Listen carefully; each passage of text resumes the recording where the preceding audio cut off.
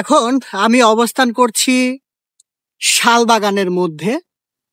দেখুন, একদম মনে হচ্ছে যে আমি একটা অ্যাভেঞ্জারে আছি। শুনশান শুনশান অবস্থান, মাঝে মাঝে দু একজন মানুষের দেখা মিলছে, আর এর মাঝখানে ছুটে চলছে আমাদের গাড়ি, বাইক। বলি এটাকে কেন্দ্র করেই এখানকার মানুষের অনেক কিছু নির্বাহ করছে। এই যে দেখুন শালবাগান, এটা দেখতে বেশ চমৎকার দেখাচ্ছে। গহীন জঙ্গলের মধ্যে চলে এসেছি আমরা। এই যে দেখুন, এখানে কিছু মানুষও রয়েছে, এখানে বানর রয়েছে, অনেক বেত গাছ এখানে আমরা দেখতে পাচ্ছি। এই যে দেখুন, ওই যে বানর, অনেকগুলো বানর।